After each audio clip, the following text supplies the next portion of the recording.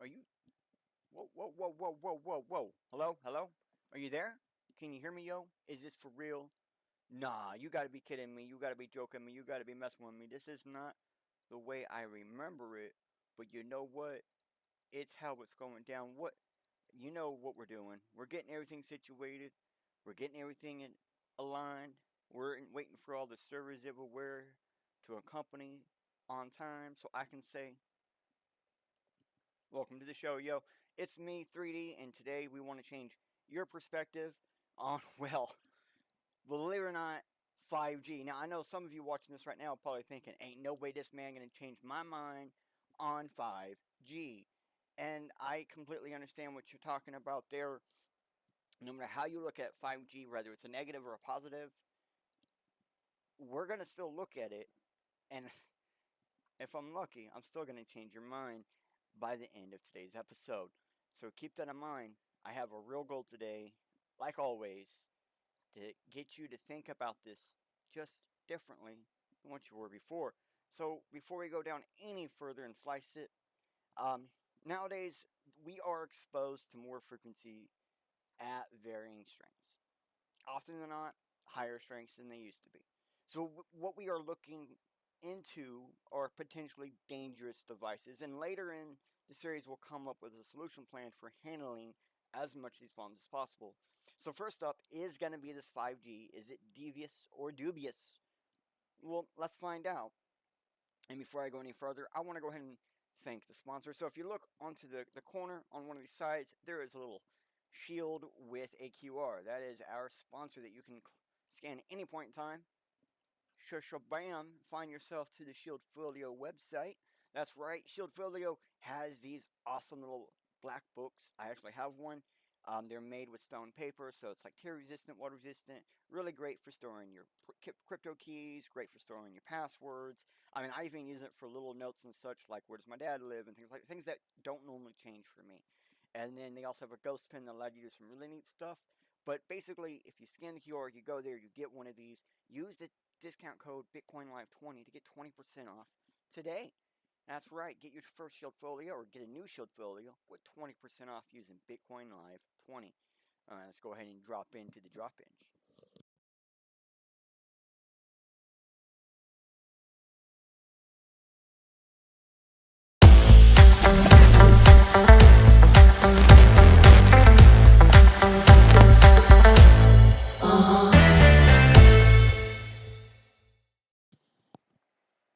Oh, dang, that is what's up. Um, woo! Thank you again, Bitcoin Live, for sponsoring us. I just Sorry, it's just that intro is a lot louder than I remember it being. Does it seem they seem to get louder each and every time? Anyways, let's keep on going with today's episode because I'm sure everybody right now is wondering what the heck is it devious or is it dubious? All right, well, actually, what I'm doing at the moment, as I'm getting everything situated, is if you're no matter where you're watching, wherever you're watching at, if you want to jump over to YouTube, we are getting the chat brought up on the screen behind me. Pretty soon you'll see a heart pop up, and that will let you know we are there. Um, as soon as I can get, as soon as I can get stuff going, um, it's just going a little bit slow on my end, and that is because of the number of locations and where we're going today. Now I don't have like a ton of them compared to like last week or something. But some of the places we're going to go to today are live websites. Meaning when you type and do stuff, it does stuff, and that slows down the computer, of course.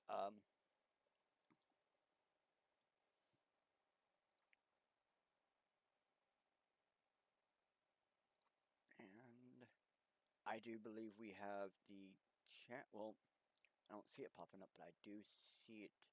Oh, okay, hold on. Boom. Now we got it up. Boom. Alright, saw the heart, so did I. That means we got chat up and we're about to drop in harder and faster than ever before. Hope you guys are ready. Because while we're on each and every page, we're going to drop in a little QR at the top of the screen. So we're going to go to the first location. right here, because we're going to keep it simple. We're going to start simple and work our way to actually, you know, more advanced information. So every time that we're going anywhere, you scan that little QR. It actually takes you to the website we're at, so you can follow along as we're doing this. Or if it's after the fact, well, guess what? You can always find out where we were. And if you can't tell, I'm on the Wikipedia page for 5G disambiguing. And this is kind of important because when we go to 5G, you'll see why it's a little bit different. So 5G basically is the fifth generation of the cellular network technology. It normally refers to 5G NR. It's a very specific type, but also sometimes Internet of Things networks. Um, and you will even see some carriers label 5G LTE Advanced to let you know that it has that IoT in, complication. If we look on here, it has some more information, and we will actually get into more of that information later. I just want to let you guys know 5G technically stands for the fifth generation cellular network, and that's really what it means, fifth generation. We're going to get more into what that really means because it is a it gets to be kind of complicated, especially as you start going further and further down. You see, um, 5G also is called 5G network and 5G Wi-Fi. Labeling in telecommunications can either be one of the following: it's 5 gigahertz or radio frequency. It's a specific type of Wi-Fi or 802.11 and then some numbers. Um, it's 5 giga or other units or 5 gigabytes, and it's the fifth generation.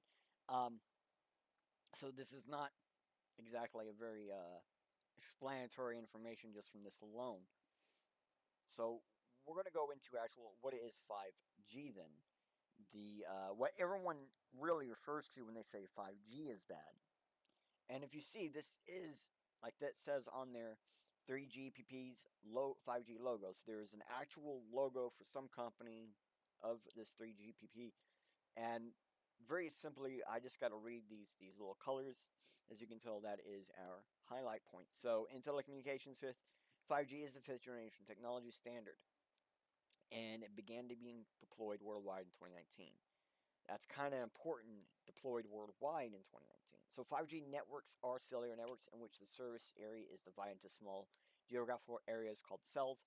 All 5G devices in a cell are connected to the internet and the telephone network by radio waves through a base station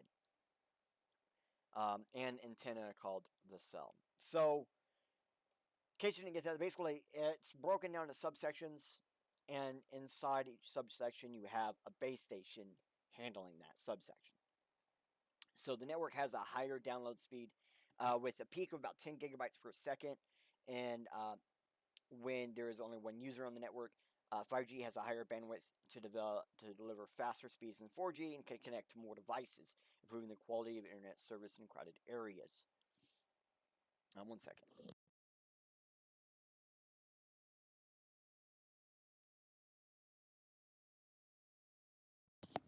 Sorry, I had to blow my nose. The industry basically consortium settings standards for 5G, the third generation partnership project. That's a 3GPP. That's a company type thing.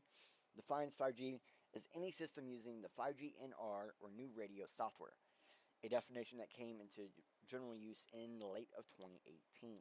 That year is kind of specific. And 5G continues to use the OFMD encoding standard.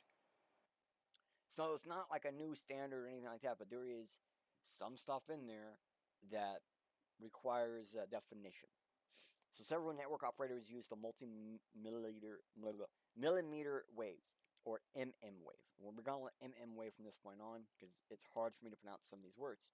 So wave called FR2 in 5G terminology for additional capacity and higher throughput. Waves have a shorter range than lower frequency microwaves. Therefore, the cells are a smaller size, and millimeter waves basically have more trouble passing through buildings, walls, humans even. These types of antennas are smaller than the large antennas used in previous cellular networks. Now, that can be true. Okay, uh, the ones picking it up are smaller. The ones pushing them are not always, and we'll get into that. But we want to get into some of this more ambiguous data. So the increased data rate is achieved partly by using additional higher frequency radio waves and additional with the low and medium band frequencies used in previous cellular networks. And that's one of the most important parts about this entire thing that we're going to get into is a lot of what people call 5G is not actually 5G. It is in no way, shape, or form 5G. It's just handling a broader band than what it was handling before. Um, so I do have some notes on here, and it says, so finally we are seeing that basically 5G is also 4G. Actually, I'm about to read that. Let me read this next one, then give you the notes. One second. I'm one step ahead of myself. So 5G can be implemented to low band, mid band, high band, MM waves. Low band 5G uses similar frequency ranges of 4G, basically the exact same frequencies, just not the bottom end, and can potentially offer higher download speeds than 4G um, when they're no matter what. So I know that sounds a bit strange, but it's how it works because you're on multiple towers, blah blah blah. But low band cell towers have a range coverage area similar to 4G towers, and mid band 5Gs are much higher, up to 4.7 gigahertz, still under the 5 gigahertz area. It's important. Um, this allowing speeds up to 900 megabits per second, and with each cell tower providing several kilometers in radius. So keep in mind, this data is all based on each cell tower. So if you connect to 3 cell towers at a time, you're tripling all that data except for the microwaves being used. So your speeds go up, but the microwaves being used are the same. This level of service is the most widely deployed. So basically what they're saying, the most widely deployed version of 5G is actually 4G pumped with a little bit more power, pumped with a little bit more power, pumped with a little bit more antennas. And they're using smaller antennas, but a whole lot more of them.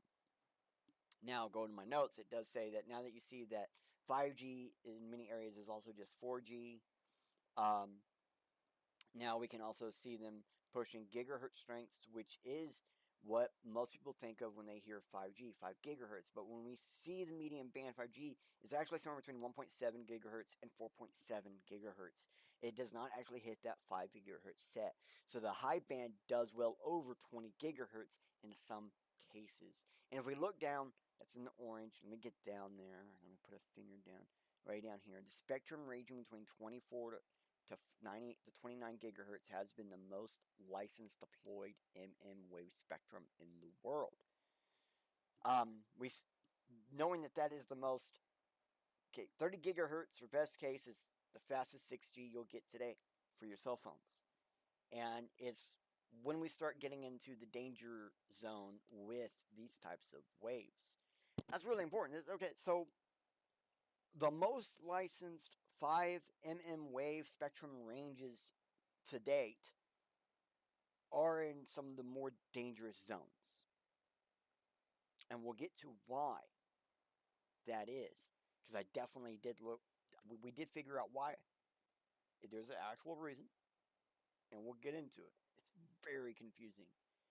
But there's a nice little loophole in the middle of everything that we can't just leave out. So as we go through this whole thing, there is tons of stuff in here, but really, really important. There's this little thing right here. We're going to go over it briefly. It's like 5G-NR, that new radio standard, is the de facto air interface developed for 5G networks. It is the global standard for 3GPP 5G networks. The study of NR within this 3GPP started in 2015. The first specification was made available by the end of 2017. While the 3GPP standardization process was ongoing, the industry had already begun efforts to implement infrastructure complement with that data, with that draft standard. So basically, as soon as this came out, people started heading towards it as a standard, just simply because it was like range specifications, power specifications, wave, what your actual wavelength can be and stuff, how your minimum height allowance, your distance from target, how you subject for targets and things like that. Like tons of little details were changed, getting prepared for 5G, and everyone just kind of moved to it pretty quickly, even before it was officially like set in stone. So, with the first scale large communication launch of 5G started at the end of 2018, by pretty much since 2019, many operators have deployed some form of 5G in our network in their handsets. Believe it or not, I think this last line is the most important. The fact that they're saying most of these 5G stuff is actually your handset, so your cell phone. Most of where this stuff is being licensed at is your cell phone. That's very important because there is industry standards on that cell phone device to help you, but we'll get more into that later. So we're kind of hinting at a lot of stuff that we're going to be getting into. I just kind of want to give you guys like a deep baseline of a lot of this stuff because everything after this we're going to be talking about within these things, right? Within the 5G NR or the 5GI, and I just let's get to it.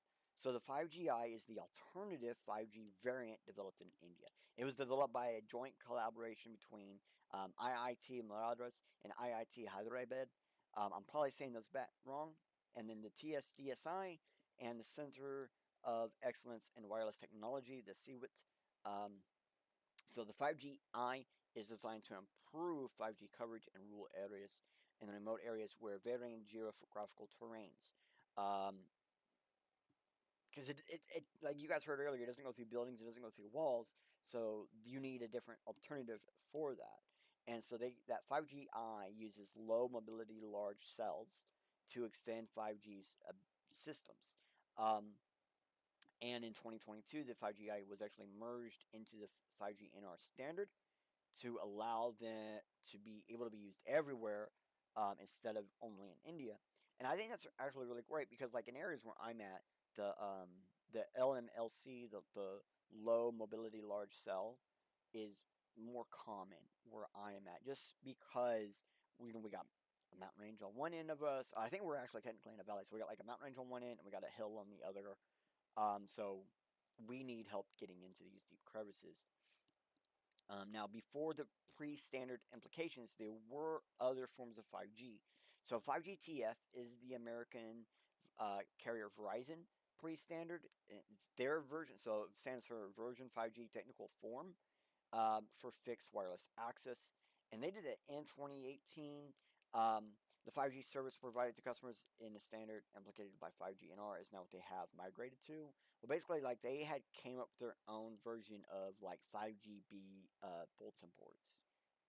That's the best way to describe it. They took 5G back to bulletin board systems and had it running before there was any form of 5G standardization. And then the 5G SIG, it's some corporation that had a pre-standard, and they specifically called it 5C SIG. And this was deployed in Fuelkorn 2018 Winter Olympics, and I do have information on that later because it's kind of unique. So the Internet of Things, 5G, it's as you see, it says subvert to the evolution of NB-IoT and AMTC or Light-M. I think probably most people know it as LPWA, Low Power Wide Area, and that's like mesh networks and stuff like that. So, but then you have non-terrestrial networks. So standards are being developed by the 3GPP to prove access to end devices via non-terrestrial standards in the NTN, i.e. satellites and airborne telecommunication equipment to allow for better coverage outside the populated or otherwise hard-to-reach locations. The enhanced communication quality relies on the unique properties of other ground channels. So several manufacturers have announced and released hardware that integrates 5G with satellite networks. And I thought this was like really neat because basically when we were seeing that there's a ton of high-end 5G licensings, this is where those are really at in space. Okay, I'm not gonna read all of this to you. I just look. Let me bring up that QR because this, I think, when a lot of people look at the data and they see how many of the more dangerous 5Gs are out there, it gets really scary. But then when you realize a lot of those are just out in space, sure, I can still see it on a map or whatever. But it's like if we was to go to, I don't know, out my um, latitude location or whatever, like my elevation level, then you would be like, oh well, nah, bro, you got it's nowhere near you. And there are other towers that are getting this higher in um, setup, and I have proof of that, even going down to some of the businesses. Um, so that way we can show you what's going on and why that is going on, because a lot of what we see in social media about this stuff is very confusing because you're seeing one picture and it's not being explained or described, and very few people are really getting into the nitty gritty like I am right now. Um, I bet you there's a lot of people who talk about how bad 5G is, does not know that a large portion of 5G is A, in space, and B, in phones. They would probably think that it's more in the towers, but we find out it's not exactly true later on. So, on here, you can see some pictures of some 5G towers and such, and they are very uniquely designed. Um, so, with the deployment, 5G is also expected to be used for private networks within applications and industrial IoT. That's Internet of Things. Enterprise networking and critical communications, and what's being described as NRU or 5G NR in unlicensed spectrums. And that's something really fun that we're going to check out very at the end.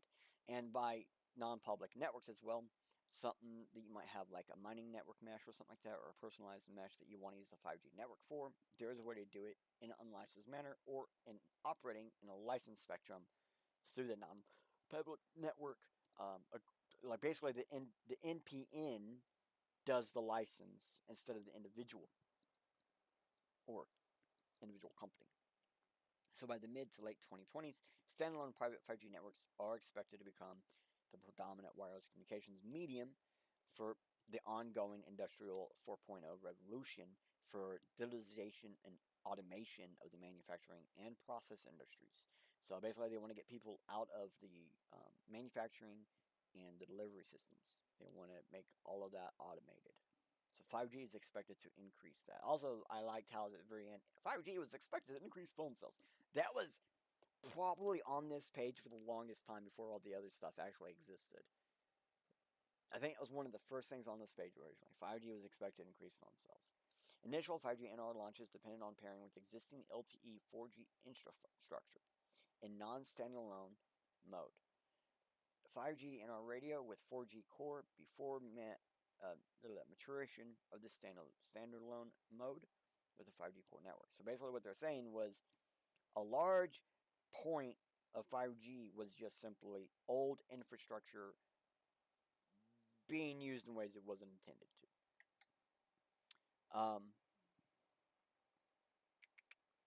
So yeah, that's what we're going here. Now, if we say, what about these spectrums? So launch quantities of the new spectrums, or the new radio spectrum, um, frequency bands have been allocated to 5G. For example, in July 2016, the U.S. Federal Communication, the SEC basically freed up vast amounts of bandwidth in underused high-band spectrums.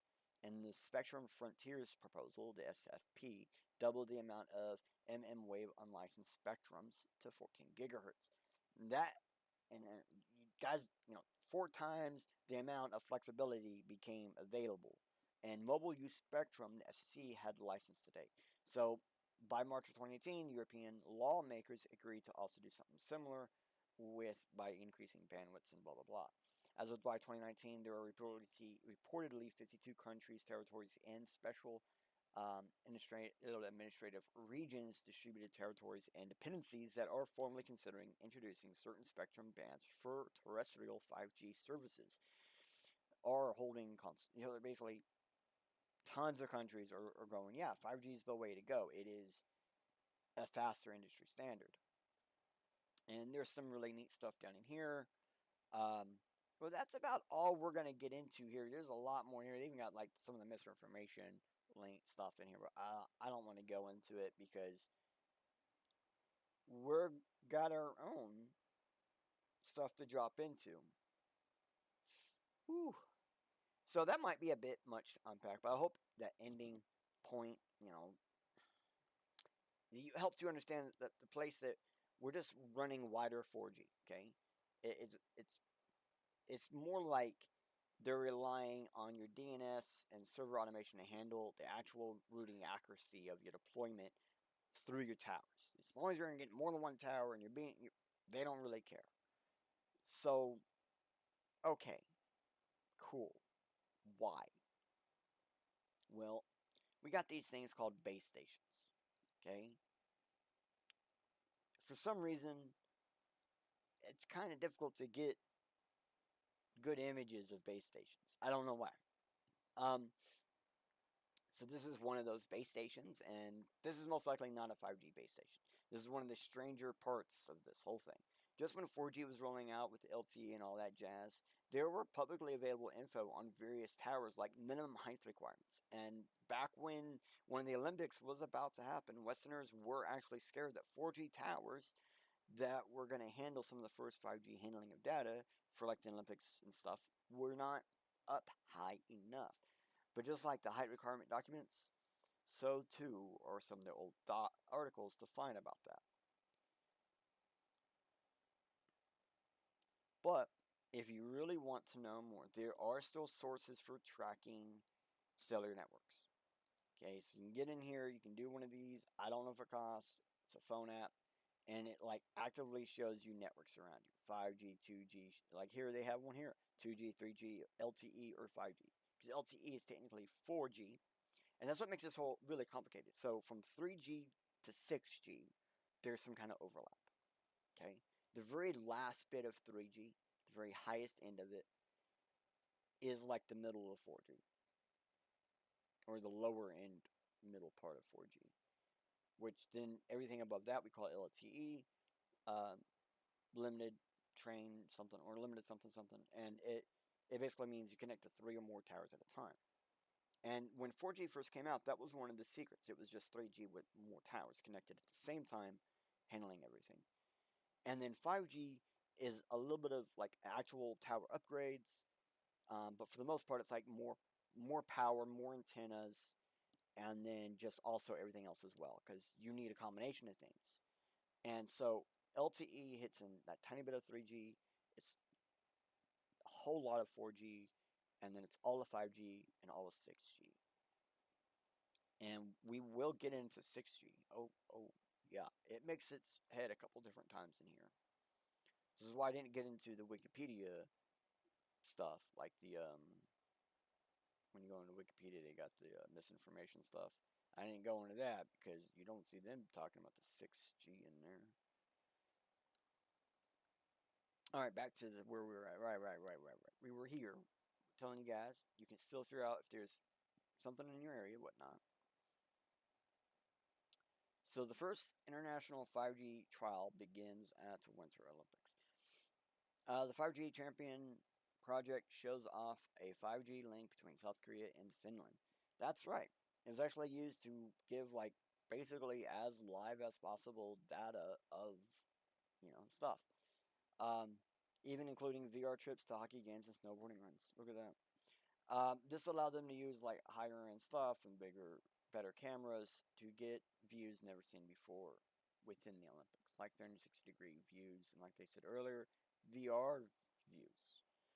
Stuff I don't even think we had this last previous Olympics. Um, so I thought this was really neat. Like all the stuff they talk about here, the stuff they had to go through, because this team actually achieved 5 gigahertz. They got the 5 on everything. They went 5, 5, 5, 5, and it is a huge difference in speed and power and stuff compared to that 4.7 gigahertz. Um, so we do have some more stuff to look at though. We're going to go into the next one. So at one point, this was a really big thing. 5G reaches new heights on Mount.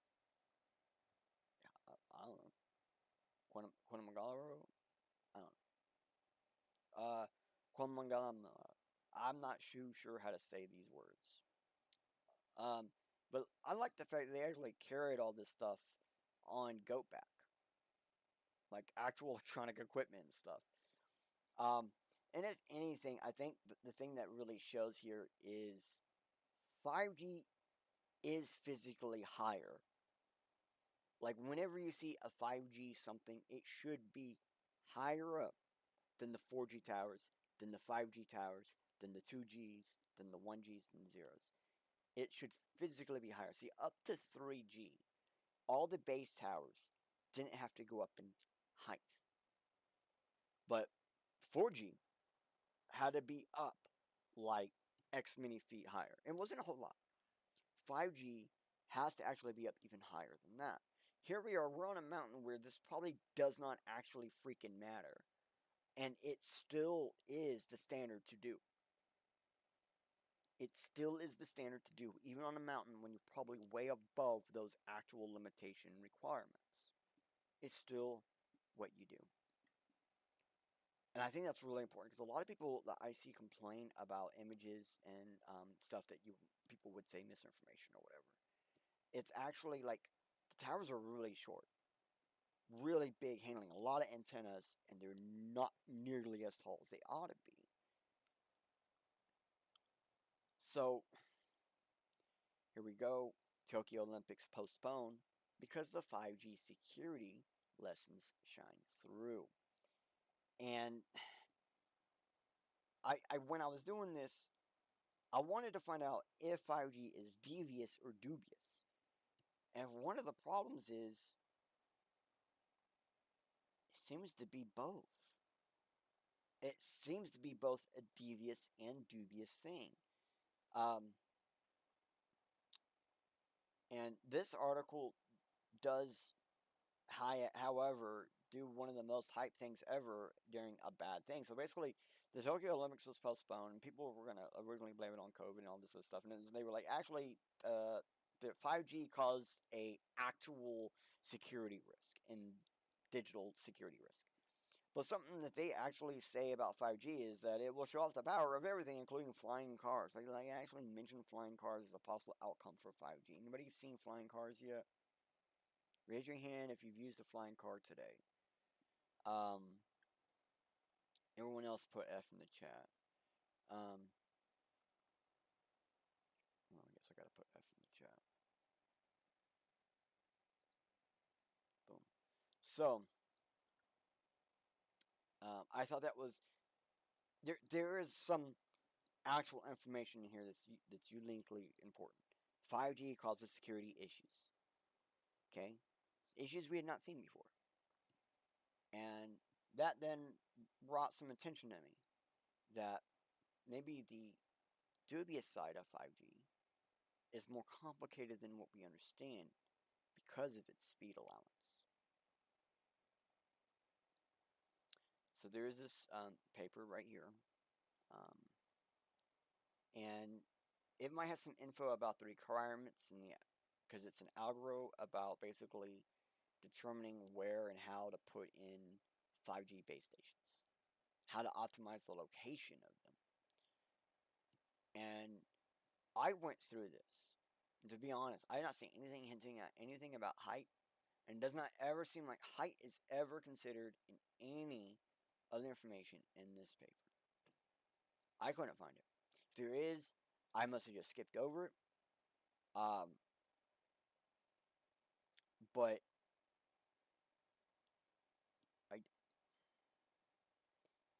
I don't see them actually considering height ever. And that should be something they should be considering. Especially if you're talking about geographical demand. Because if you have to go up a height with 5G, going up a mountain is the same as going out a distance with 5G. While 4G going up a mountain ain't no different than going out the same distance of wherever distance you're going outward as you go up. While 5G, because it's more direct, every inch makes a difference and counts and has to be looked at and has to be considered and has to be registered.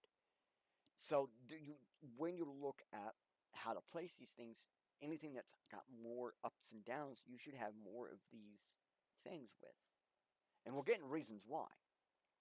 And they should be lower power. But in this entire paper about how to determine the best place to put everything, height is never considered. I think it's super important because at some point, it's very obvious at some point in the safety regulation side, height stopped being considered about something. And I don't know why. And I think I know why. My theory is that it is so older systems and places that did not want to have to upgrade and actually cause construction wanted the safety requirements changed instead so they wouldn't have to actually do a major upgrade. They could do a lot less cheaper. They could do cheaper upgrades. Just beating around the bush a little bit.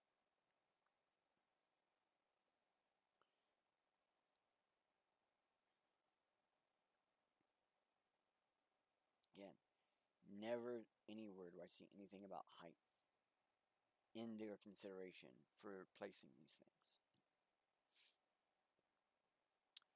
But that is actually a part of a bigger book series, which this book series is actually really freaking good. Okay, if you want a deeper dive into more of what's to kind of come, here are some books to read to kind of get some more information. View all the book titles, please. Um, there's actually quite a few in here, and they're all most of them are all legitly good. There's a handful in here where it, like the one we were just looking at, it makes you scratch your head a little bit. How did it get in here? But there's 41 pages of books you can read. That again, some stuff. It's like pretty much what's to come, what's coming up.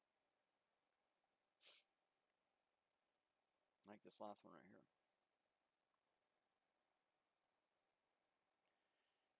So I don't really want to go into detail about how every new speed network actually is a security risk, but more or less of a point. It's about my bad. More or less, I need to point out that to some point in degree, the G will increase to like 6G, 9G, 10G, but the G outside of the word generation really means nothing. To put it simpler, the number will the number with the G will always go up because no one wants a lesser number product or service. But eventually, the technology behind that G will cease to change. And to be honest, we've actually been in this transmission fluid wall. In case anybody doesn't know, a transmission fluid is super thick, right? Like super thick. So it's like a wall, though. So we can get through it. It just takes a really long time to get through the thing to get to the other side to new technologies. And we've been in this wall for a while. We've been not really upgrading. Technology isn't actually getting better. We're just figuring out how to compact it down into a smaller space. And it seems like really rapidly, what's under the hood really hasn't changed in quite a long time. So just from a security perspective, you don't really want add on and change too fast too much, just because it very quickly opens these invisible gates, and oftentimes is discovered as new attacks, just because of the communication speed. And in here, about like the infrastructure and things, that's pretty much what they get into, is that they have to go through a whole bunch of like upgrades and managing risks and all this other stuff to be able to just unroll real 5G. Real 5G. Because real 5G would actually increase real speeds to real amounts that would make a real difference for most people. So that should give you a hint that a lot of people don't really have 5G. And finding the 5G regulation documents that used to be available just a couple of years ago, like in 2021, for example, I can't seem to find anywhere. But throughout this episode, we will go over each and every 5G regulation paper I did find. This one is on spectrum sharing because that's one of the backbones of 5G is the whole spectrum sharing side of it.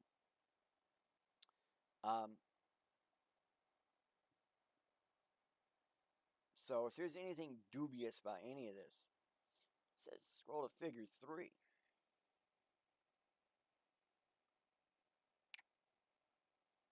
Well, actually, I want to read some of the stuff that's on here. Well, holy crap. Stuff that they're expecting from 5G. Emergency video calls, including those that may be text in one direction and voice in the other direction to handle background noise. So where you could text emergency calls, or you could call and make voice, but they can text back. So it doesn't always have to be the same way back and forth. SMS emergency situations. Multimedia emergency communication. That's like a video live to it's in 911, right? Integration of smaller devices such as IoT into emergency scenarios. That's actually very scary because that means now, like, smaller devices can be used to like locate attackers during emergency events. Wireless emergency alerts, or WEA, including increased text messages in size for different languages. So WEA alerts are bigger now. Earthquake earlier warning system completely comes from 5G.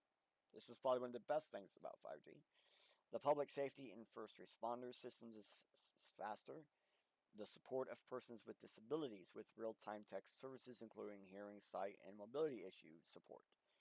It's very cool. Lawful surveillance. I don't like that. That's not no.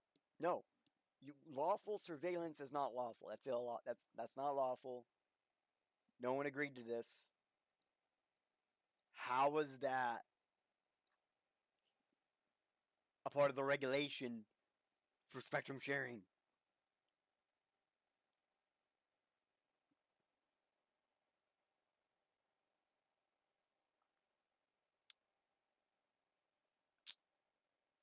Yeah, yeah. I had to say it. I had to say it. I'm told to go to figure 3. I'm going to figure 3.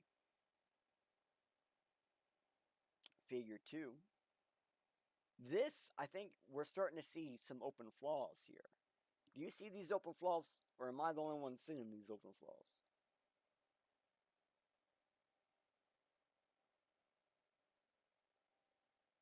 Cap messages, huh?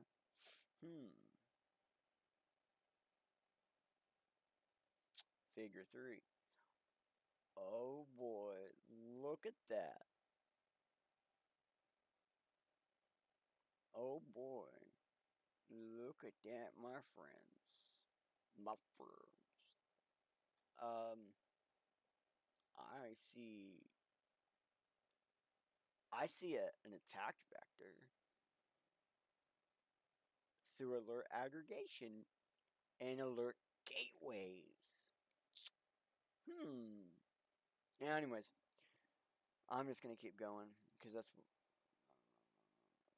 Oh no! Go over extra alert text. Oh yeah. So they can basically inject through text alerts now. Um,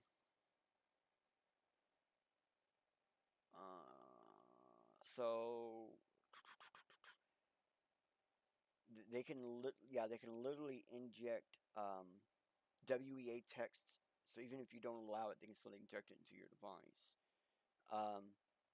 Yeah, preservation of alert messages on mobile devices. Um, la, la, la, la, la.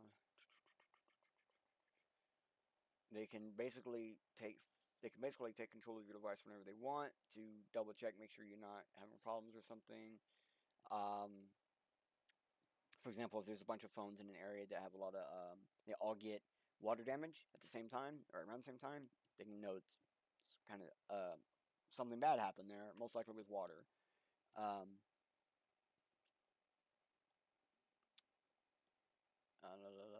implications 5G network, the FCC adopts regulation multi-language matching the geographic target area. The FCC is proposing to require cellular operators to match the WBA broadcast area to the target area specified by alert orientations. I mean, they can literally inject these into your device and have it injected based on towers themselves.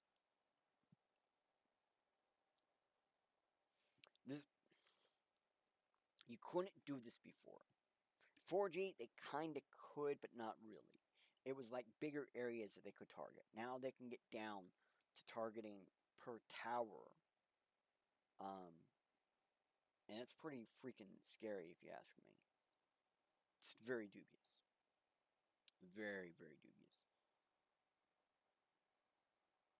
Oh, skim down to number 7. There's a number 7. Oh yeah, the earthquake thing was kind of cool because these things are like super sensitive. They are actually able to detect when some of the other towers and people start having earthquake waves and stuff. They can actually basically see these waves from the stuff. It's kind of neat how the towers can actually start seeing some of these waves as interference. And yeah, that is a good point. Is it's seeing the earthquake waves as cell phone interference, and then they're able to um, phase it out in a manner. So areas where spectrum sharing exists for these early warning systems, these are active is blue and in development is green.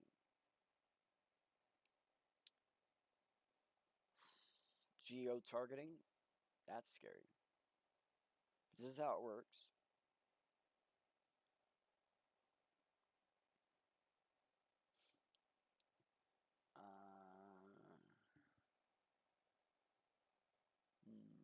Number 7.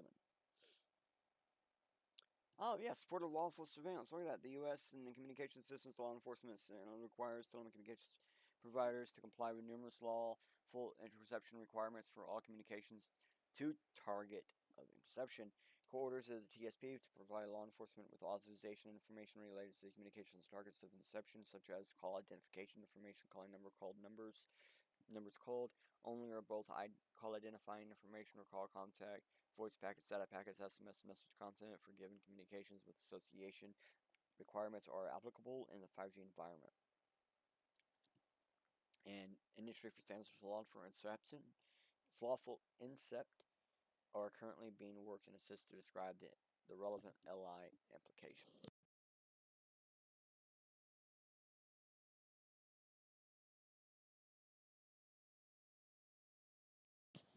And if you're ever gonna ask why do like a lot of like big privacy people stop going up after 3G. They stopped. They didn't want to get 4G. They didn't want to get 5G phones. Now you know why. Now you know why privacy people are stuck at 3G. Because they could not do this stuff then. They can now. All right. So one of the things a lot of people I noticed was getting at was actually I didn't even go over the actual spectrum sharing because it doesn't really matter. As sad as it is, the spectrum sharing about this thing is the least important thing here. So I was looking at my note. My note said, I had a note that says you're supposed to go over spectrum sharing. Because the only thing you get out of spectrum sharing is the fact that they're just basically, like, they're still just using the old model. They're just basically using more towers. Is all you really get from it. Use more towers to talk with each other and allow the DNS to figure everything else out. That's what it really comes down to. So I noticed a lot of people were more worried about the EMF exposure. And I wanted to go ahead and give you guys information on it. We're not going to go too far into it, but there are ways to, figure out or, assess EMF exposure in your area. And so a lot of people you probably just want to access, you just want to figure out how much exposure you're getting and figure out ways to pull it down. And I know a lot of ways to bring it down is through special materials. And I haven't gone over that yet. We'll go over that in a different one where we have more information and we can really help you out with all that info. But I wanted to give you an idea of what you might be able to do to figure out what's going on. And that one website we went to earlier that allows you to track this stuff is one of the things. But one of the things that really I think I found to be the most informative out of all is this little thing right here. And I have a better one to show you guys later, and we'll get into that one later. But if we look here, we have an area that's called non-ionizing radiation, an area of ionizing radiation.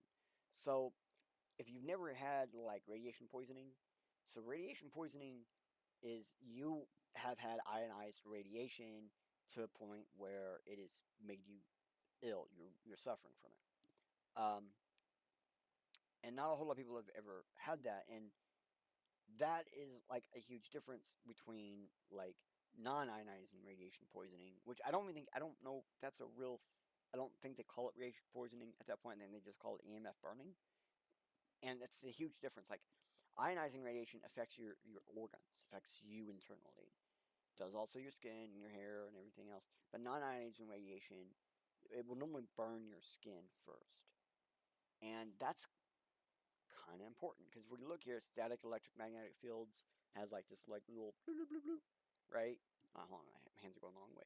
Static electric fields, then alternating electric magnetic fields with most power AC, then TV and radio broadcasting, then most cellular networks.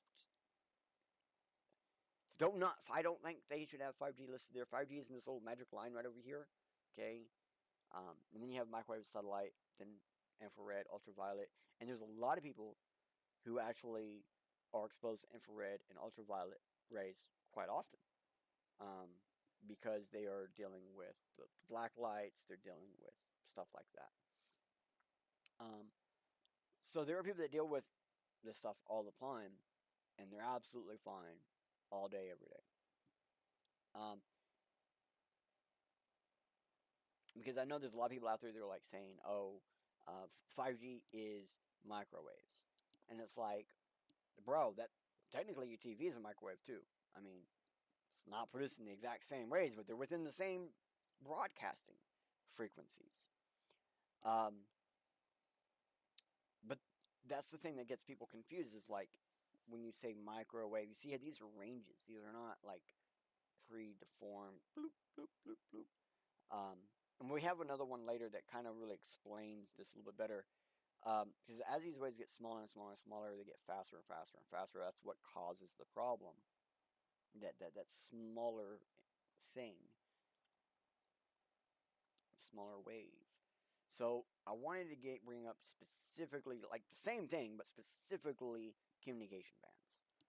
Here we go, low band. We got like 600 millihertz all the way up to 2.1 megahertz. So we're not even hitting, oh my bad, we're not even hitting like 3G over here. This is like a lot of the original mobile network systems.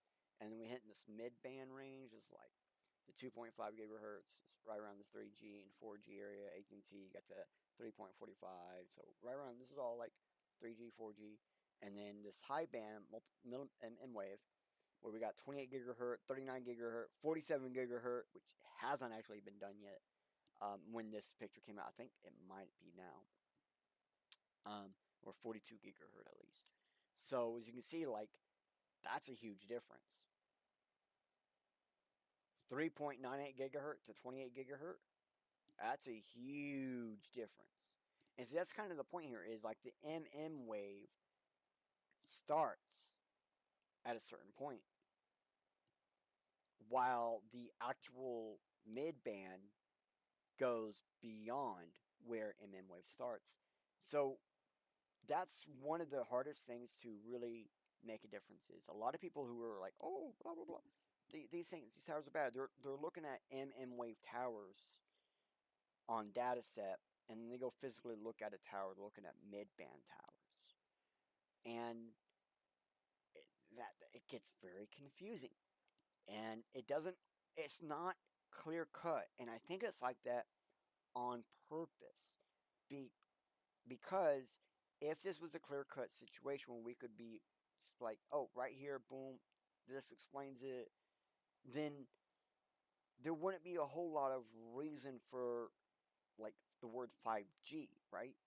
You would just go by the gigahertz, which a lot of people for the longest time thought that's what the G really was representing. But the closer you get to 10G, the less that accuracy is there. Because here we have 5G working within 47 gigahertz and 1.7 gigahertz. How does that? That's not. No?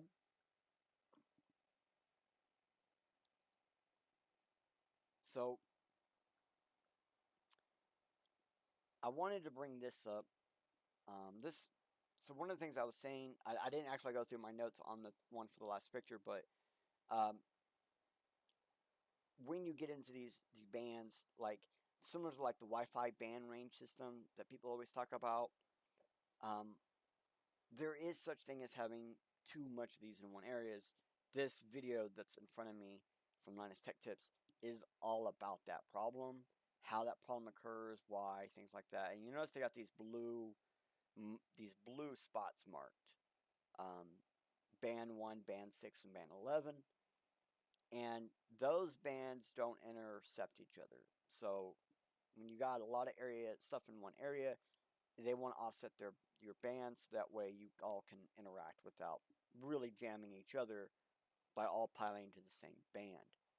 Maybe watch this later or something.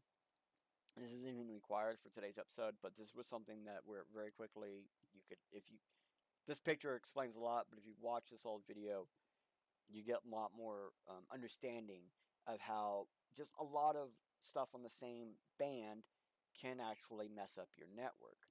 Hence why 5G, 3G, and 6G, 4G, they all have multiple bands that they run on. Okay? And so that way we can get more data through in different ways.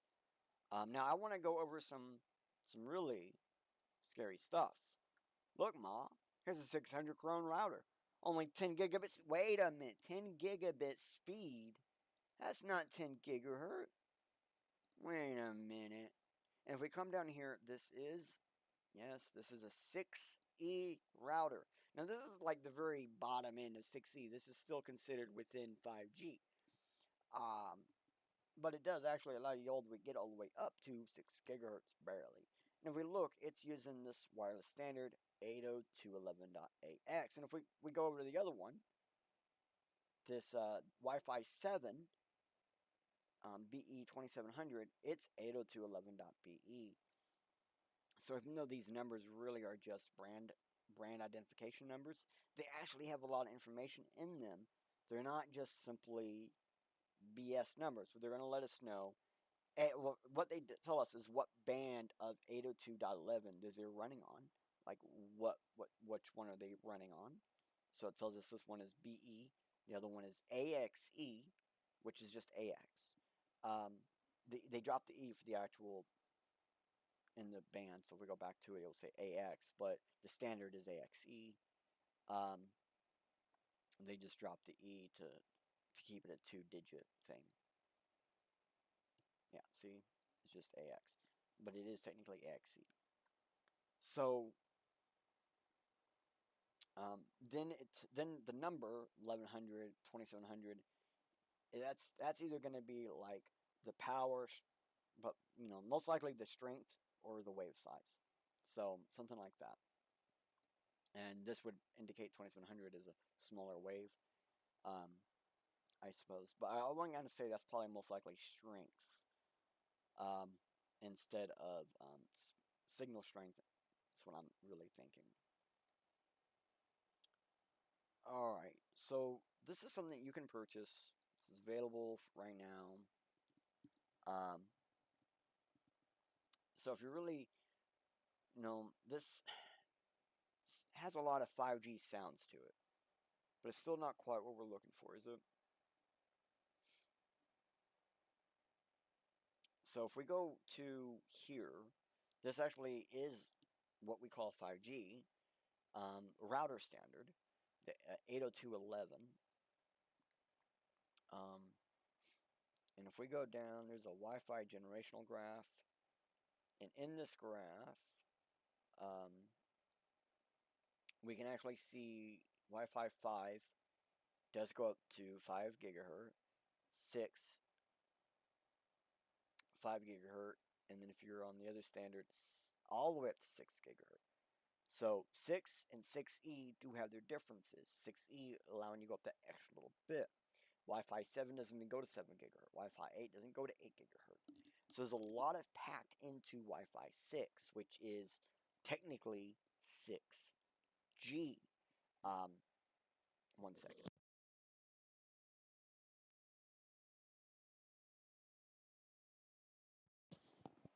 And then 7G, we won't even go into it. Basically, as we can see, Wi-Fi standards have already started to accommodate up to 6G standards. And that means this gives us some information of where we can look for how things are going to happen. Basically, if they put it in a Wi-Fi router, they're going to put it on an antenna and put it on a pole and sell it to you for your cell phone. I know it's not exactly perfect, but it's a great way to look. So let's go look at some routers. Here we go. Proxy class, high gain, 10 decibel. 10 what? That is still not 5G, but actually, it is. It actually is 5G. Insane. This does all sub-6 cellular broadbands. All sub-6 gigahertz.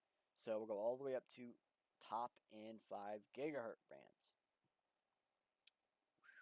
And this is actually super high powered. Super high powered. And I think it's funny that they actually go based off of the amount of decibels this thing can put out. I didn't think that was an actual way to range this. But it does kind of show you just like how much power they're putting through this little thing if it's 10 decibels, man. So here's another one. This is a rotating circular polarized ultra wideband, or UWB antenna. This is omnidirectional, and this gets all the way up to 10 gigahertz. Now we're starting to get what we're looking for. Now this may not be exactly what you're looking for like what you like for cell phones and such, but the fact that you can get it going up to 10 gigahertz, that's straight up 5G. 6 channels, and if we go in here, this is basically like 4G on steroids. And if you see here, 5.8 gigahertz gets just under 6G. Wow, that's insane. Now, look at the coax cable. You'll notice a lot of these actually, the ones we're going to be looking at today, require coax cable. It's kind of important. So here is an actual antenna. This is, as you see here, it says ultra wideband dual circular ultra wideband antenna. It does 600 megahertz, 10 gigahertz. This is what we would call a 5G antenna. Okay, now when we say 5G antenna, this is what most people like me think of. This. Also a flat band, which if we go way back over here, let's see, flat band.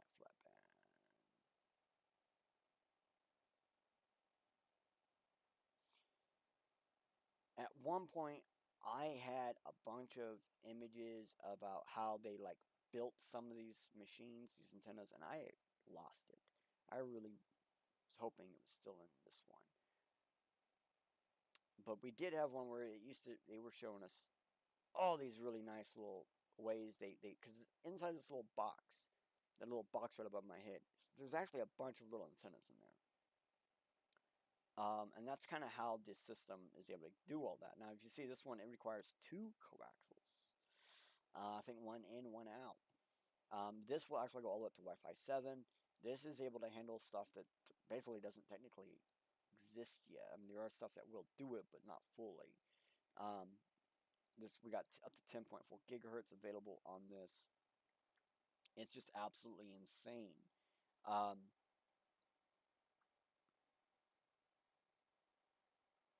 so now we want to go to the next one. So yeah, right now I'm kind of showing you guys. Yeah, this is stuff you can buy. If you wanted to just basically increase your the power, like these ones I'm showing, like this one's probably safer than the last ones I was showing you. But all of these are pretty standard things. Um, One of the things that we need to point out is that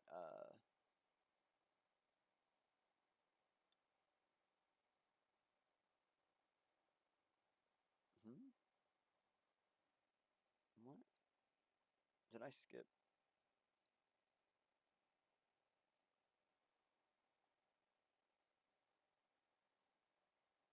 Oh, yeah, I did skip something. Um, about this item, ultra wideband technology is a wireless carrier communication technology that does not use. This one does not use sensory carrier. Utilizes nanosecond nanosensory narrow pulse to transmit data, and therefore occupies a wide spectrum range.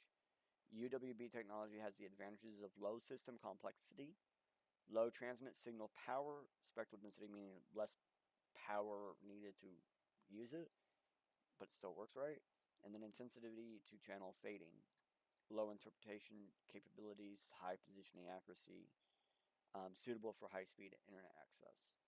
Um, this is great for personal LAN networks. Um, and yeah, this one again, it does do all the things we were talking about earlier. I guess I completely missed that note to talk about that. It completely threw me off for a second. My bad about that. So this site right here, they're going to basically explain to you how to use one of these high gain antennas. Um, and it's kind of important that you know the difference between a high gain antenna, a low gain antenna, and a uh, spectrum antenna is, right? So everyone knows what a regular antenna is. You go out and buy a router, it has an antenna on it. You go out and buy a radio, it has an antenna on it. High gain antenna are kind of the ones we were looking at, omnidirectional antennas and directional antennas, which like their dish radio. All right, so that's kind of cool. But high gain almost always use some kind of connector that looks like this. It's really important to notice because there's a lot of devices out there that be like, oh yeah, high gain antenna and blah blah 6G and whatever, and they'll be like, connect your Cat 5 to it. No, no, mm-mm.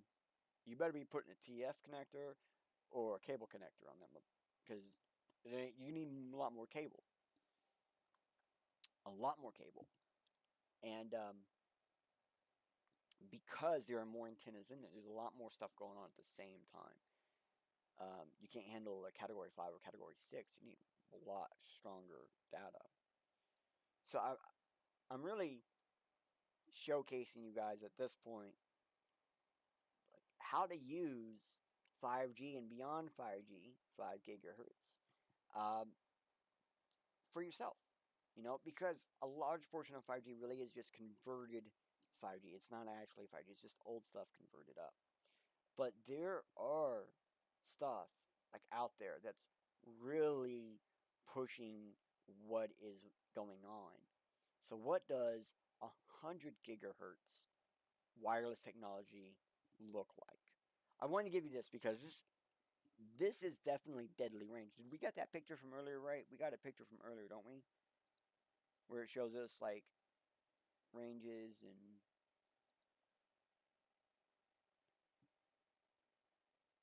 so 100 hertz is within 5G ish. I think that's 7G or 6G. But it's still not technically microwaves. 100 gigahertz wireless is still not technically microwaves.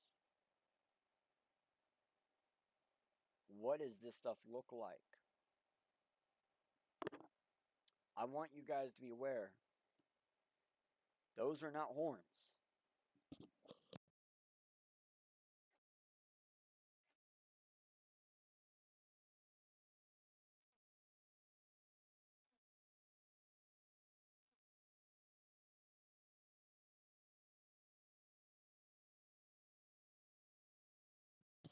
Sorry, I just started sneezing.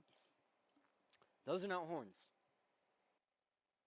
Those are industrial X shoot. Those are directly shooting information. It's like information rifles.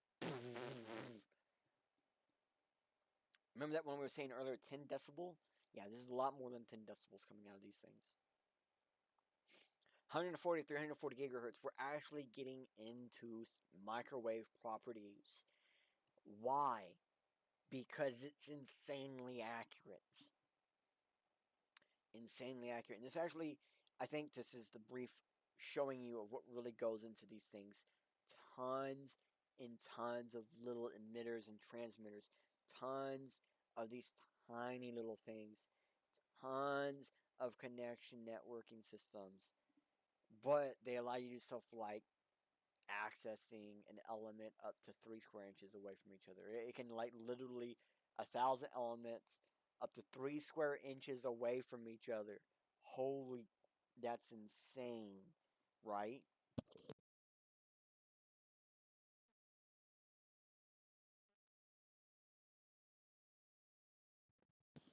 All right, sorry, I had to blow my nose again. I want to point out that 1,000 elements 3 inches away from each other, all carrying their own individual data set to their own individual array. And yeah, yeah, yeah. These things are crazy. This is what it looks like. You see this fog? That is what these waves do on radars. Creates this fog. Let me get out of the way. Okay? See that fog? That fog in this radio radar is just 10 gigahertz. Okay? What they are actually saying is when you have fog in real life, there is a way to use waves to actually remove the fog digitally and get a resolution like that. That is the purpose of this, is actually to be able to digitally clear images live. But one of the problems is it does produce actual fog on radars, meaning this creates problems for planes. And if we look, the real point of this is direct positioning. They can be directly impactful with what they're hitting. And that's kind of the point here, is being very precise in what's going on.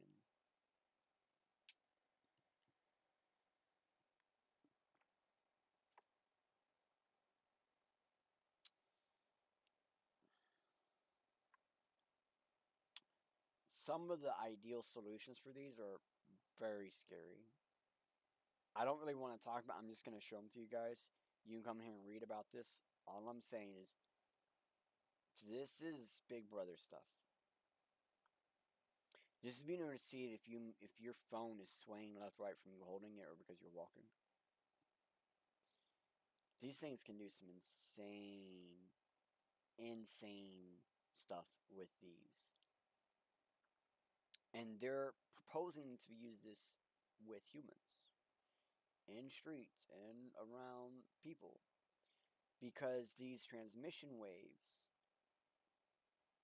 basically, as you see in this one, no, that's a picture. Transmission waves has a very swift dead point, meaning if my back is turned to the emitter, it won't be able to get to my phone. And if you look at these things, look at all those arrays. It's just jam-packed. Jam-packed. I think they have pictures of some of the real arrays. And no, that was it. It's just jam-packed, full of little antennas, transmitters. It's just insane. And that is the real source. When we're talking about upgrading 4G to 5G, they're talking about taking a bunch of like 4G packages and just cramming them into each other. Okay, that's not completely true, but some of the stuff we were looking at hinted at it. And I'm thinking the fact that getting above 100 gigahertz that's required to do it, I'm pretty sure they're already working on it. Especially since there are standards already set up for some of that stuff. So anytime I cover potentially dangerous topics, I try to give you guys some governmental sites as well as helpful sites. So here are some of the safety sites for the, like, for example, here's the USA safety site. Um, for my UK mates, here you go, broses. I got you with the UK health and benefits of Wi-Fi and radio. And because I know we actually get African views, I went ahead and got the African um, health and data one, health and check for Wi-Fi. Now, I do want to point out that if you're an African viewer and you see this and you're thinking, hot dog, boy, we safe. Well, actually, I couldn't find enough proof to be able to come to you with a piece of document like this to say, yeah, here it is, but stronger wireless is supposed to be entering in Africa soon. So this may change soon. And that's kind of the key point I wanted to get by showing these three different ones is the first you saw, UK and Europe, USA and Europe, were both like, whoa, bro, you'd be very careful around some of this technology, the base stations, this, that. Africa doesn't have a lot of that higher end antenna stuff. And they're not worried because of it. So it kind of shows you why there are so many different views on this in so many different ways.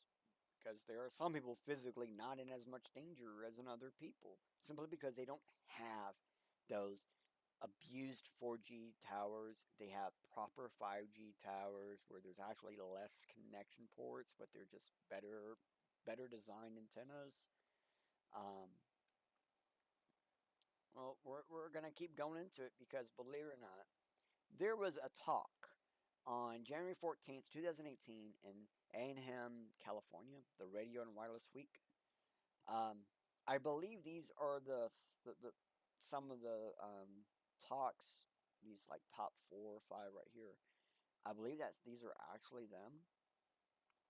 And to be honest, like there's a lot of really good information about what we're talking about right now inside here because these are people who back then, these were like the researchers giving the information about what they found, how it worked, why it worked, and the security risks that came with it. And the biggest point I found in these was the security risk was more digital problemsome than human problemsome.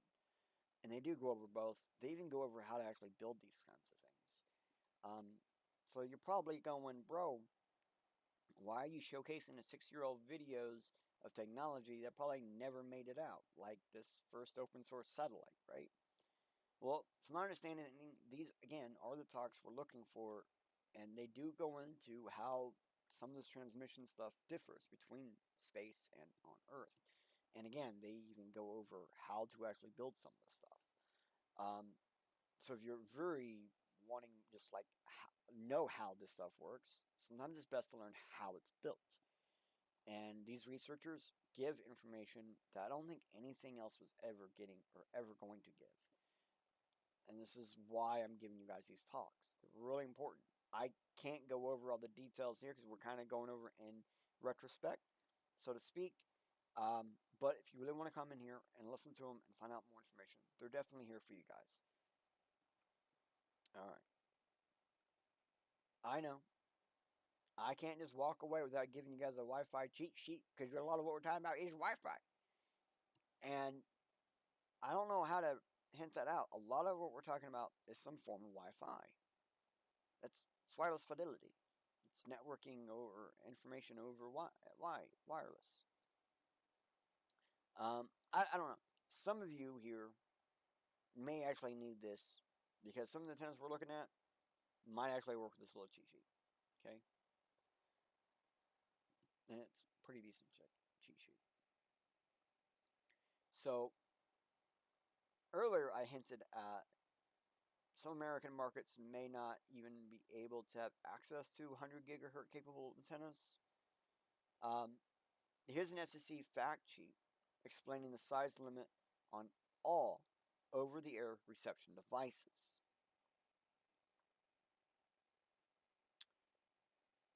The antennas are small, less than 1 millimeter in diameter or diagonal measurement. The property on which the antennas are located is the exclusive use or control of the user if the user has ownership or leasehold and interest in the property. The antenna transmits and receives fixed wireless signals for the use of those who control the premises on in the antenna is located. The OTARD rule does not currently apply to antennas operating primarily as a hub or relay antennas used to transmit signals. So the OTARD rules do not apply if it's a hub or relay, but does apply if it's an individual user's device. Meaning your cell phone is not probably ever going to get strong enough to actually use real 10G, real 6G, real 5G, even maybe. But it's one of the reasons why they need wave technology still, because it's designed to work with wave specifically.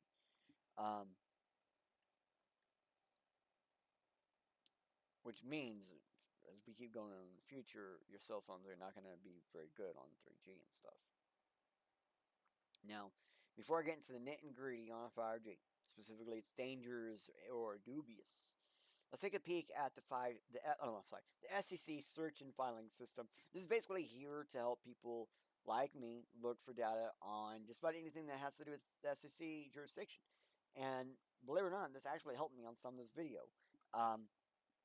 So, for example, we search for 20 gigahertz, and here are a bunch of stuff on simply 20 gigahertz. We can actually modify, and we can be like 100 gigahertz. Drop down to 100 and go to relevance.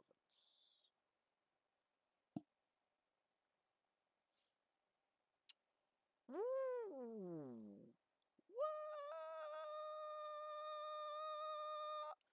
Declaration of inaccurate or misleading information on the FDA part, August 2022. Environmental Health and Trust, remand filing, November 30th. There's a lot of stuff in here I can't physically show you legally. But I can show you how to find it. And then you can look through it.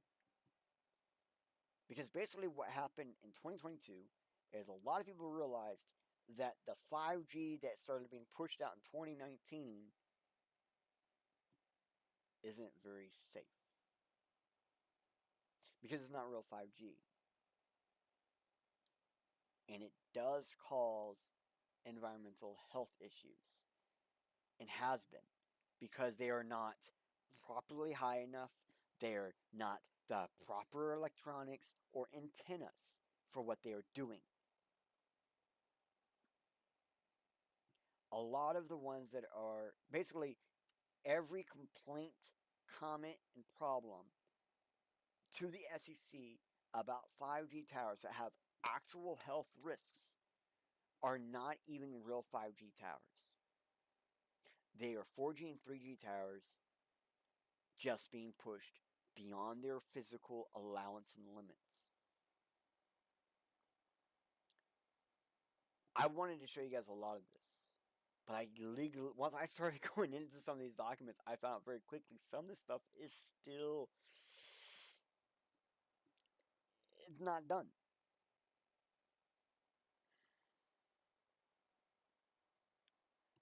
At a certain point, you get to a point where 4G, 5G, and 6G bands, they're all basically the same, but at some point you pass into what we call radio waves, or radio fields. And well, I want to give you information on that too, because we're about to pass into that line.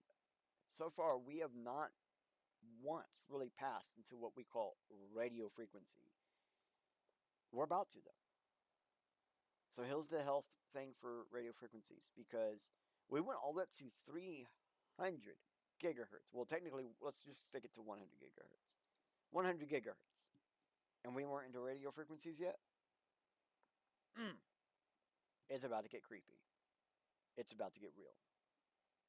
What the heck is a C-band?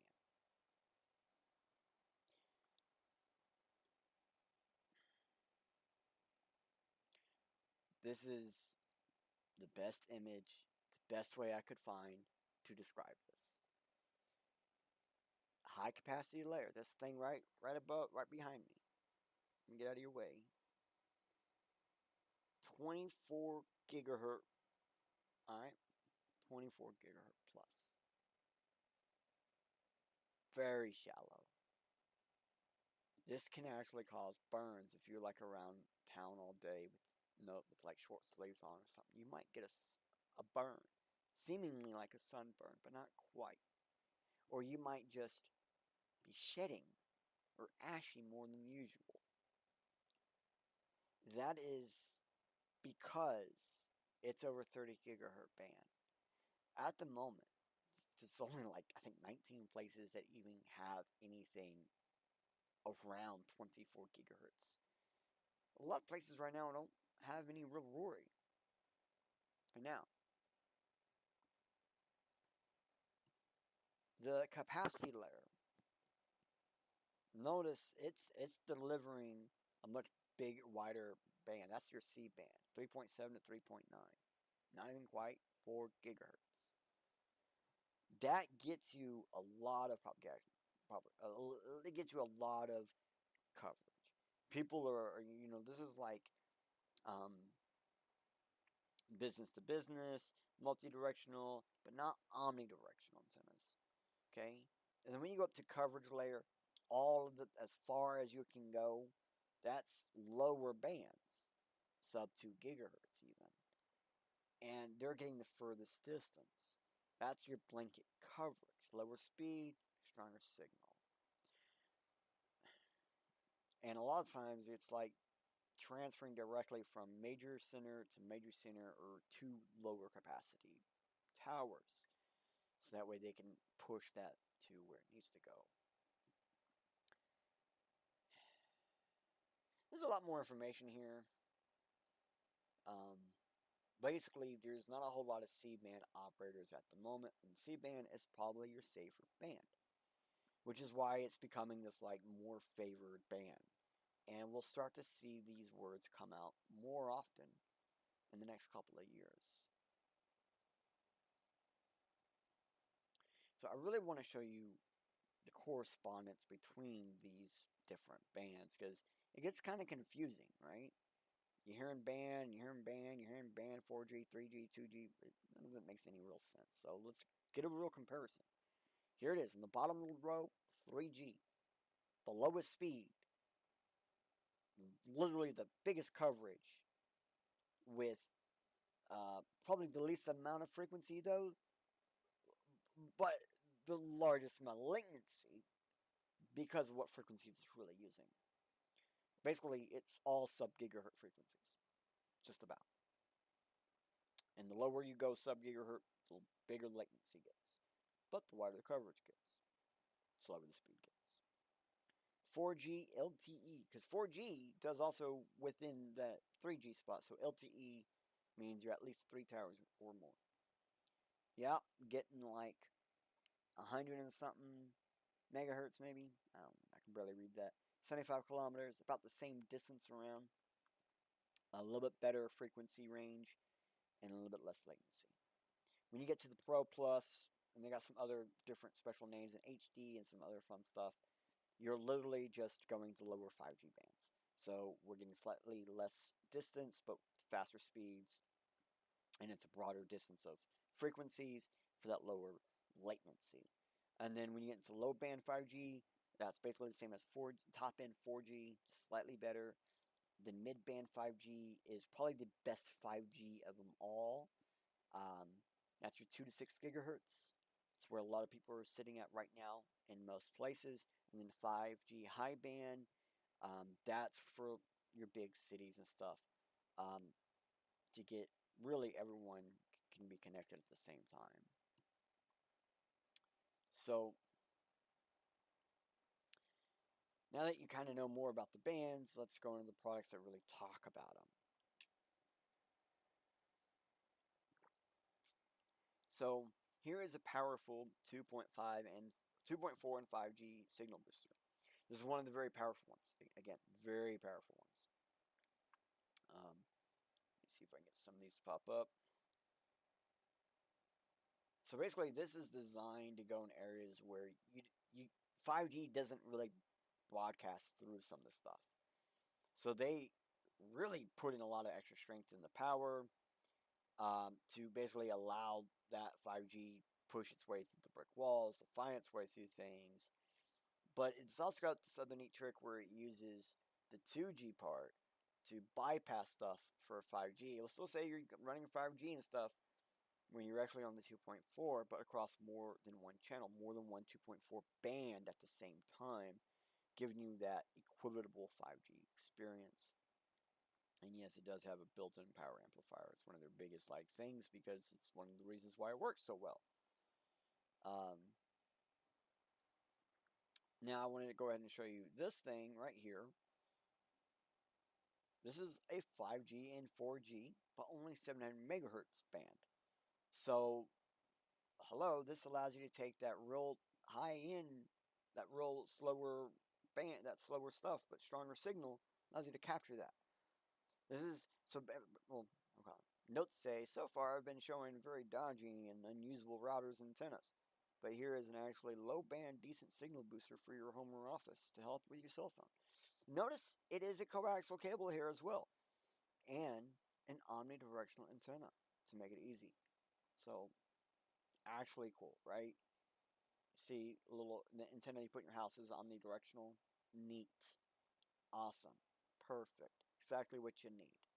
Most people, this is what they need right here.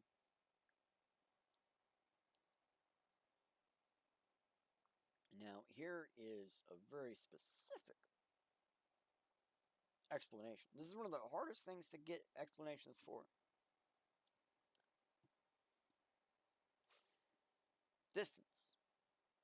There is a distance from target to antenna that we used to be able to get data that actually said what that distance was. But ever since just the past few couple of years, it's been really difficult. It's actually difficult to find them now. I wish I'd saved a lot of that stuff that I had. But this site kind of gives you an idea of what I'm talking about. See this very tall tower over here? Well, right behind me, you'll see the very first thing in it is, oh, I'm in the way, 28 gigahertz, or the wave band, right there at the base. And then you get the mid band at the 3.5 gigahertz, then the sub, then you got all the sub gigahertz after that. And you get further and further out, right? About 2 miles is where you get to 23 megahertz, or 2.3 gigahertz. I think is what we're actually looking at. Okay, it's 3G. It's still 3G radius. It's 3G range. And I was saying earlier that a lot of the reports going to the FCC about problems from towers were 3G towers pushing 5G strength. If 3G signal from a 5G tower is 2 miles away when it starts to deplete, then we have a rough estimate to stay diagonally from the target to the tower as a rough estimate of 2 miles. Actually, what, 2.46 miles? Just a little under 2.5 miles? So there's a good chance that 3G towers are not 2.5 miles high. Actually, 3G towers were something like way less than that. Why is that important? Hmm.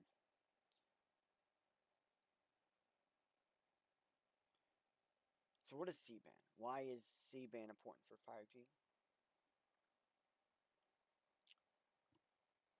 Well,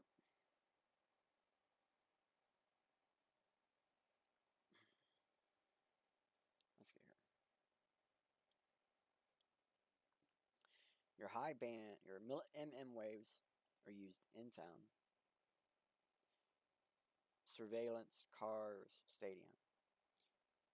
Your mid, your 5G and sub 6 gigahertz bands waves are still in town, but also outskirts of town. While all your low band stuff is like mostly industrial and gaming. And they have a bunch of little things in here and stuff. But basically, C band is the large section of this line. So you see how big it is. It's that orange thing beside me. I just never realized you guys can't see my mouse on the screen. There's a big orange thing over here, and that is C band. It's a huge amount of space, and that is why people like it. It allows you to take in a huge spectrum and simplify it down to a single point of information. C band. So what's that important? Well, that has something to do with licensed and unlicensed bands. And I know there's someone out there who's gonna be coming across this, and they're gonna hear there are unlicensed bands in the 7 gigahertz range, and people are gonna be going, "Wait, what? Say that again? Say that a third time?" Hmm.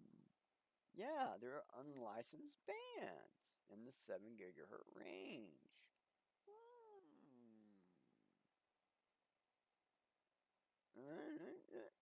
I don't know what else to say. Um, Maybe we might need to actually explain this mid, low, high thing.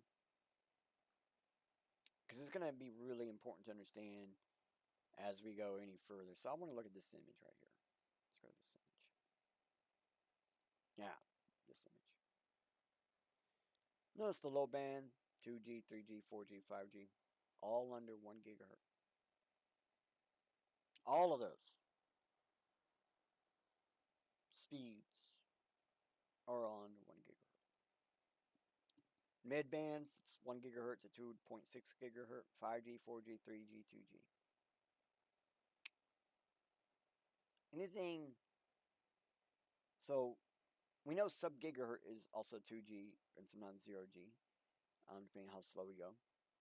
But it's also all the other ones. And mid band is everything but 1G and 0G. And high mid band, or mid band plus, is 3.5 gigahertz to 6 gigahertz, which is just 4G and 5G. But actually, 3.5 gigahertz is also 3G, because 3.8 gigahertz is also 3G. And then high band, technically, is anything pretty much over 20 gigahertz. What is in between 6 gigahertz and 20 gigahertz? What is in between 6 gigahertz and 20 gigahertz? There's something there, but they're not telling you what.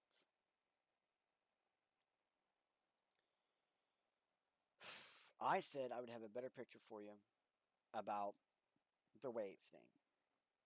This picture, I think, is the best representation. And not only does it show you the wave as it gets smaller and smaller and smaller, it shows you the IEE standard, what that represents to, and how those are microwaves. Yeah, everything above 300 megahertz is a microwave. But that's including 0G. So it's all microwaves. So when you hear that argument, 5G is microwaves. Well, so is 1G, 2G, 3G, 4G. None of that matters. What actually does matter is everything from K up. KU is a very dodgy situation, but everything from K up starts to be dangerous. Very dangerous. So basically, 5G, the term, is just a devilish name to trick everyone. But it really began at 1G when the lie started. And now they are just kind of going with it because it's now standard. Simply put, when you see a specific antennas that are flat and long, they are actually a ton of little antennas and are potentially being pushed with too much power as well. Most of the places that has 5G health problems basically has people that should be in the sub 6 gigahertz range but are actually in the 20, they're in the above 20 gigahertz range. Let's see if I can go back to that little picture. There was another one where we had a picture of how the stuff spews out of the actual antenna. For some reason I can't find it. I lost it. Because there are actually like 3 little waves that come out of the antenna. And so 3G antennas do produce like a really strong like bass wave like on this little spectrum thingy.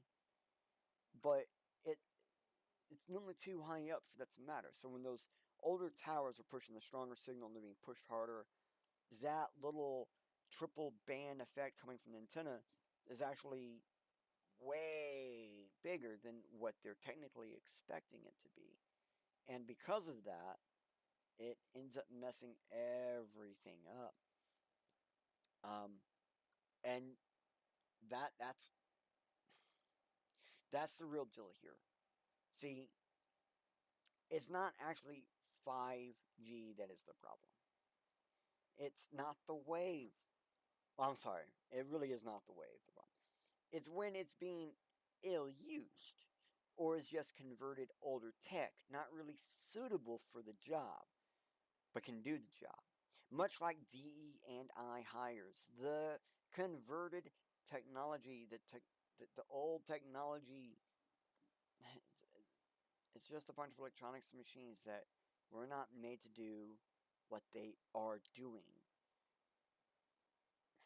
And a lot of this is just to cut costs. A lot of this is CEO, town runners not wanting to use more money. And I can't find direct proof. Like, I had stuff that hinted at, like, there were towns in Florida that were specifically choosing to not raise the height of a tower, a bunch of towers, and they went as far as putting fake rubber trees on dying palm trees to trick people that actually made things worse. But then stuff disappears on the internet now. And when I had it one day, it was literally gone the next. There's actually like 3 or 4 different sets of arguments I had that I had one day, and they were gone the next. And that's kind of the important part here. Proving this isn't easy. But showing you where you can find more info to help you figure out what's actually going on is as easy as just clicking, scanning this QR up here and seeing with your own eyes, like, yeah, not actually upgrading your equipment does make a difference. And keep in mind, CEOs got paid to not upgrade. They got bonuses. They all got that money. They all got their bag. What did you get? What did we get? Technically, slower speed service for the same dang service we had just a little bit ago. Like, for example, most people in most areas, if they would have never, like, I hate to say it, a lot of places, if you would have just stayed on 4G, you would still have the exact same experience uh, today on 5G as you did then. Just it'd be today, like, because the 4G is actually faster now, because the tower is now being pushed further than what it should be.